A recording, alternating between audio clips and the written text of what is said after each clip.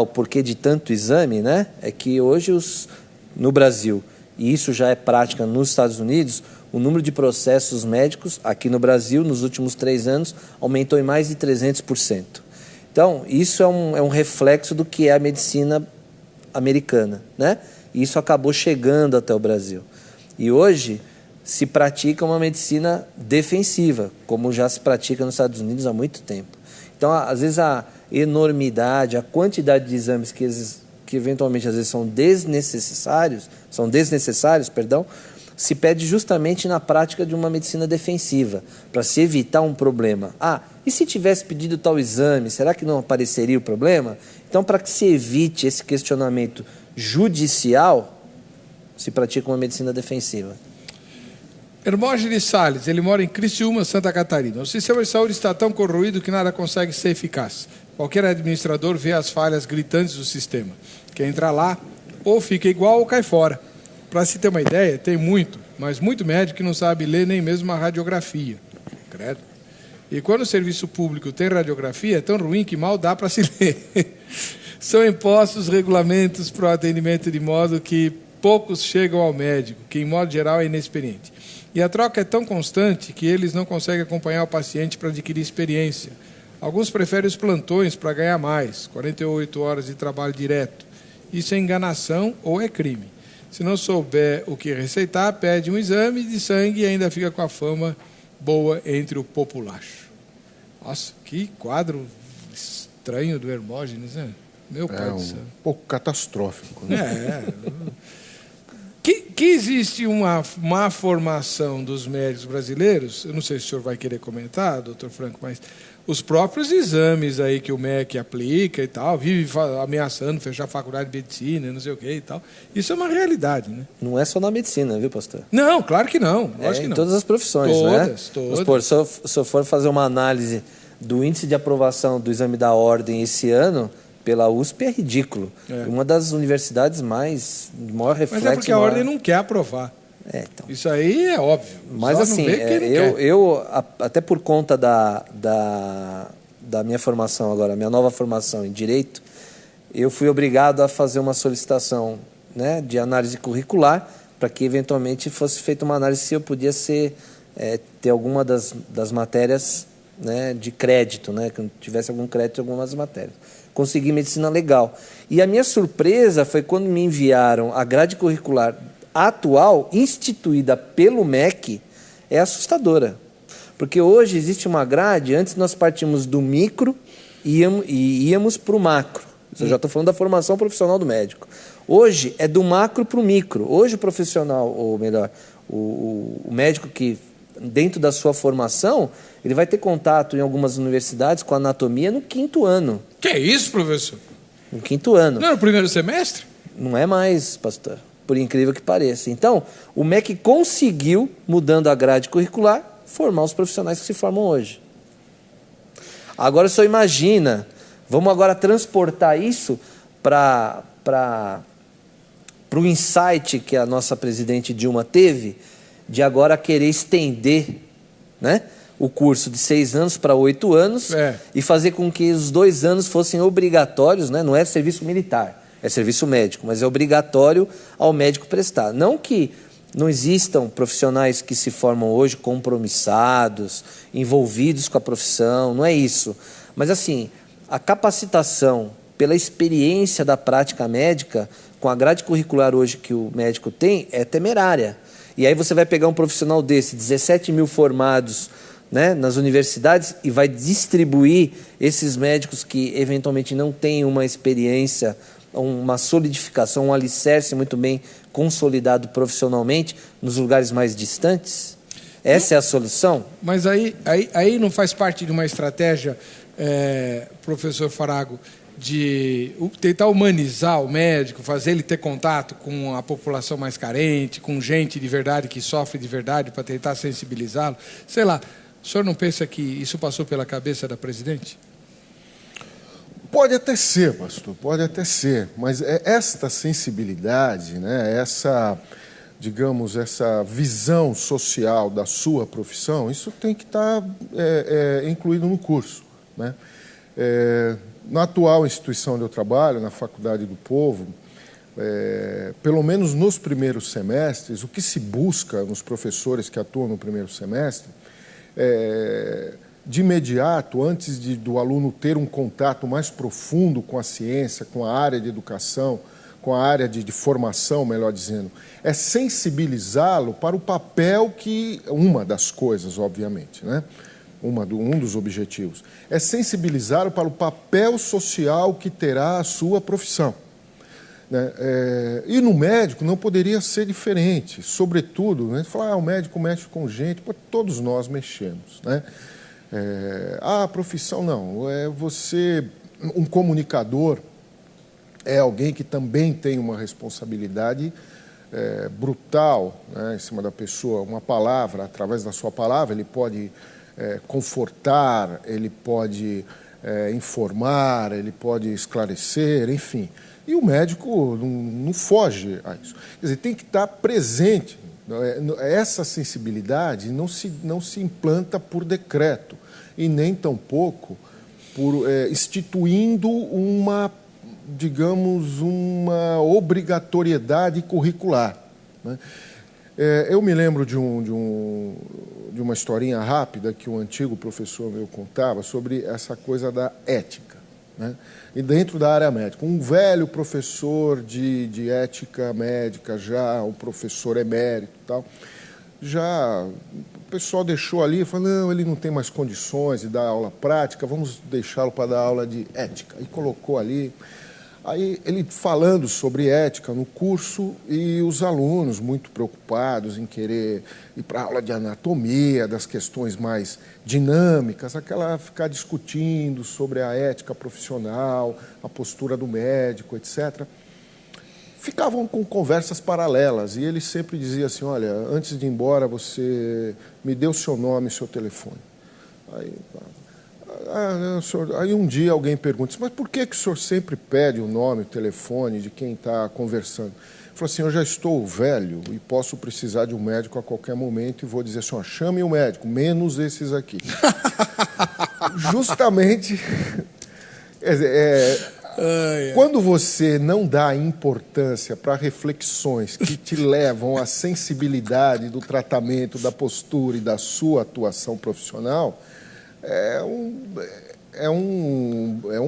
seria um profissional insensível, né? E tudo que não queremos é um médico insensível. Deixa eu fazer uma pergunta meio delicada para o Dr. Franco. Já passou isso pela minha cabeça várias vezes, né? Principalmente no atual convênio que eu tenho, que é o que eu posso pagar, que não tem nem comparação com o outro, né? Em termos de nome e tal. E os médicos que atendem são muito novinhos. Todos eles têm menos idade que os meus filhos, para o senhor ter uma ideia, né? Portanto, obviamente, eles devem ser residentes ou algo assim. Ou recém-formados, né? E eu sempre fiquei com uma curiosidade, mas não sei se isso é nem legal e nem ético. Não seria, sei lá, uma ideia, né? Não seria bom que todo médico tivesse por obrigação, né, o cara que trabalha em convênio, pôr o diploma dele na parede para eu saber onde ele se formou? O médico vai cuidar da minha saúde, que vai dizer se eu tenho que operar ou não. Eu acho que assim, o que o professor acabou de dizer, né? Eu fui professor de preceptor de residência médica por 3 anos da minha vida, né? É triste dizer que, assim, hoje em dia é difícil você encontrar pessoas compromissadas, e não é só na medicina, né?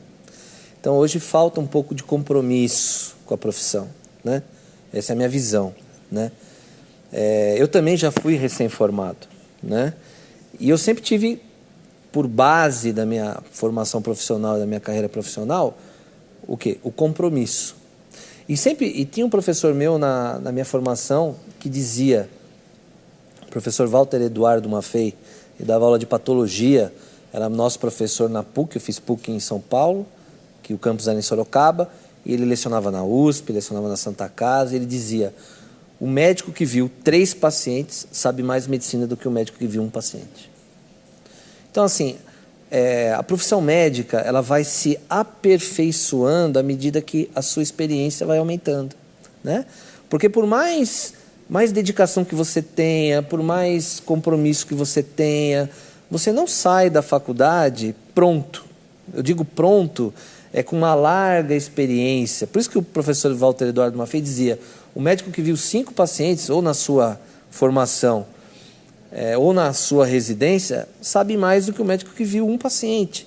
E a residência médica hoje se faz condição necessária e inequívoca para que o médico tenha acesso a essa vasta experiência, porque a residência médica é um compromisso profissional que parece que você não vai suportar, de tantos compromissos, de tantos atendimentos, de tantas relações interpessoais com pacientes, e você acaba criando essa experiência por conta da residência.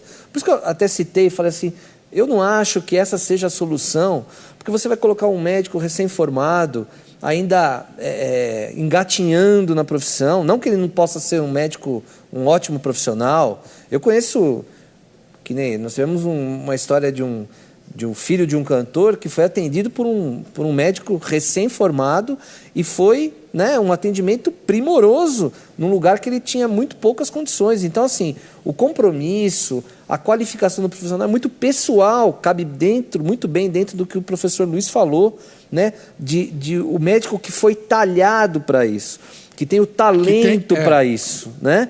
Não uma produção em escala desenfreada de formação de profissionais que se dizem médicos, né? Um certo momento, eu tive um problema de saúde, eu vou contar uma experiência particular minha, é rápida, e eu passei num pronto-socorro, eu tive um problema de uma hérnia umbilical, que eu até acabei operando, passei num pronto-socorro, o médico não pôs a mão em mim, um recém-formado, mas até aí tudo bem, né? Protocolo, vai primeiro fazer isso. A medicina ficou muito burocrática hoje em dia, né? Se esquecer um pouco do paciente, se pensa mais em papel, em burocracia, em protocolo, né? E aí, depois do final do atendimento, ele me medicou, e aí, como eu cheguei com dor ao pronto-socorro, e depois, sem dor, eu consegui conversar melhor com ele, e ele falou, o senhor é médico? Eu falei, sou. Então deita ali que eu vou examiná-lo. Eu falei, não, agora não precisa, já está tudo bem, né? Ah, mas aí precisava dar uma boa examinada. Eu vou dar uma sugestão para o senhor. Eu falaria para o senhor que seria bom que amanhã o senhor procurasse um médico. Eu falei, eu vou seguir o seu conselho, querido.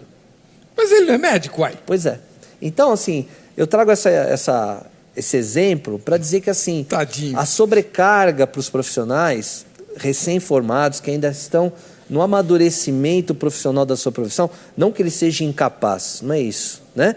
Mas ele precisa de um colo, ele precisa de um amparo, ele precisa de uma retaguarda, né? Para que termine de se formar o profissional que a sociedade precisa. Claro. A sociedade não precisa de, como o próprio professor disse, não precisa que vá lá e tampe aquele buraco, não. Precisa de um profissional que haja com dignidade, que trabalhe com dignidade, que tenha dignidade no seu salário, né?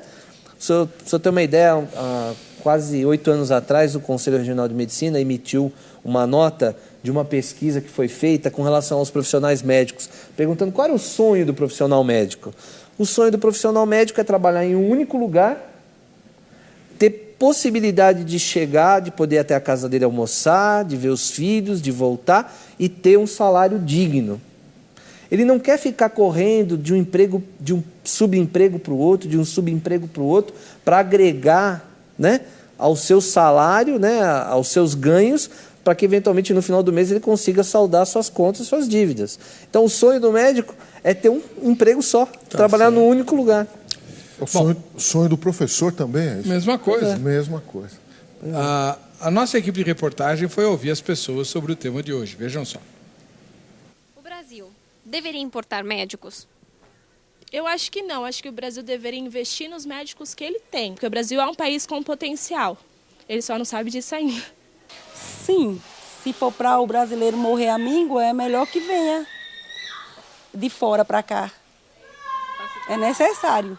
Eu acredito que não, acho que nós temos médicos suficientes, a gente precisa investir mais em infraestrutura e em segurança, para dar a segurança necessária para que esses médicos possam ir nos lugares mais que tenha menos acesso. Eu acho que sim.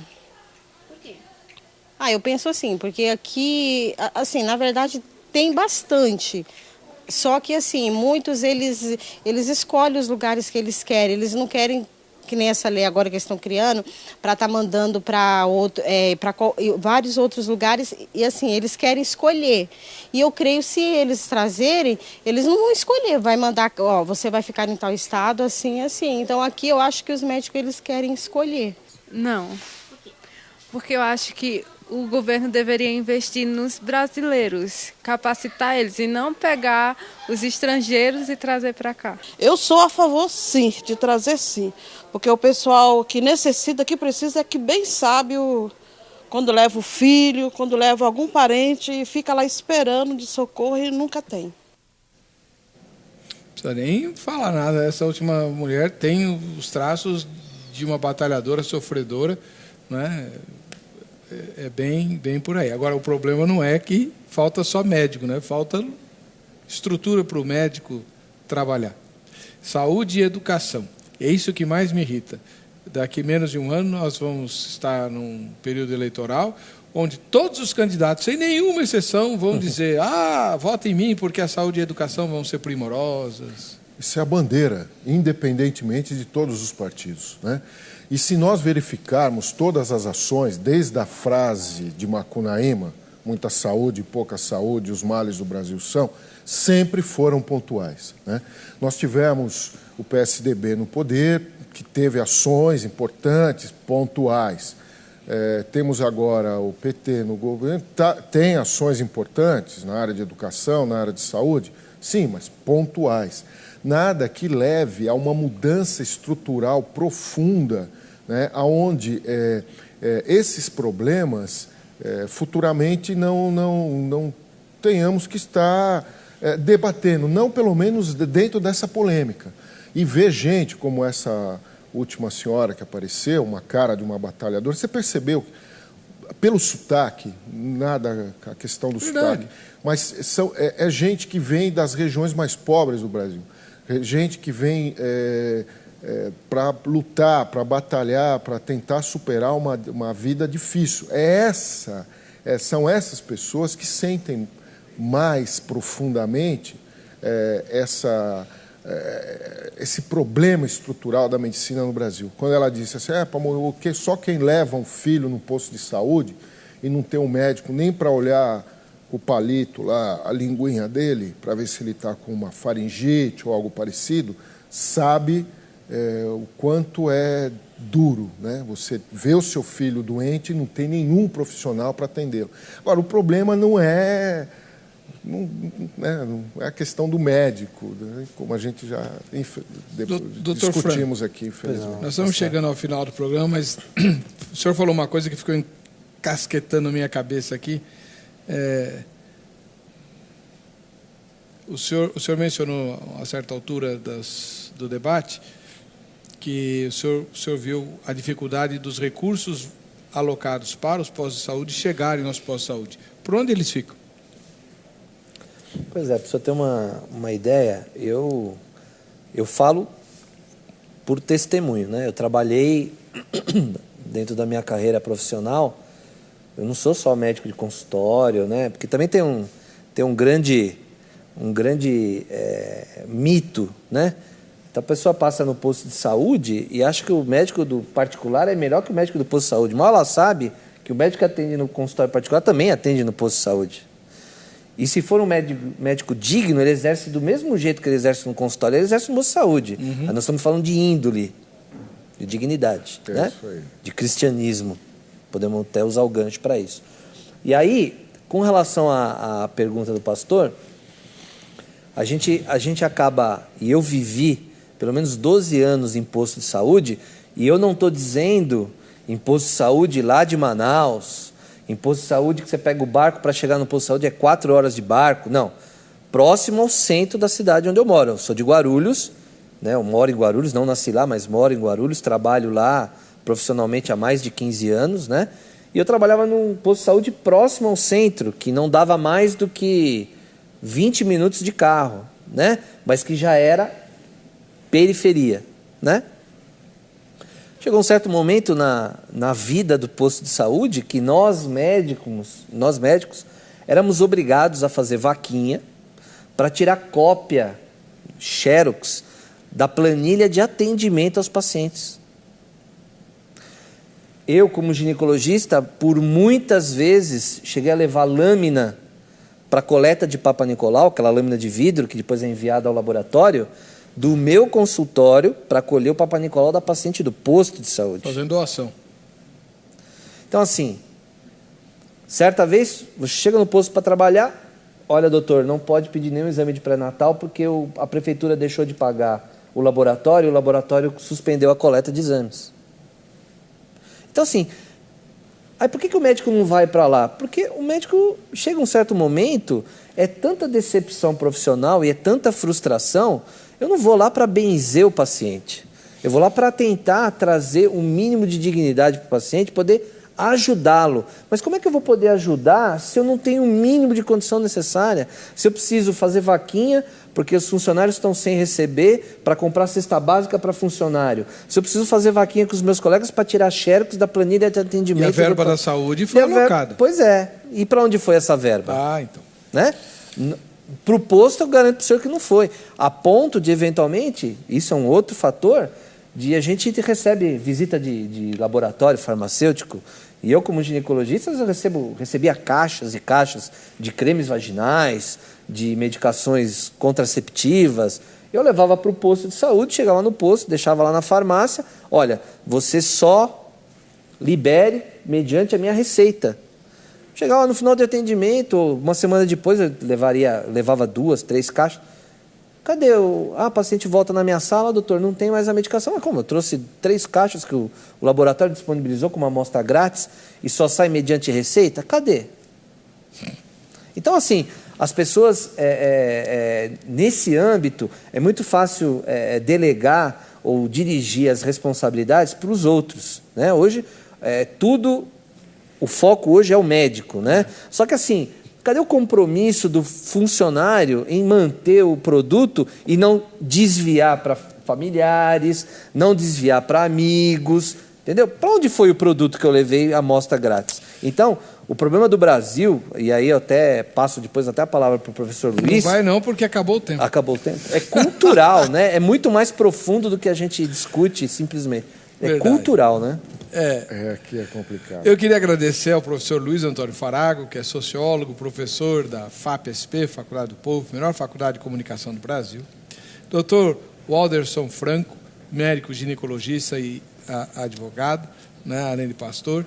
E os dois estão à sua disposição pelo nosso site, www.vejamsol.com.br. Na aba Convidados você tem acesso a eles, tá bem?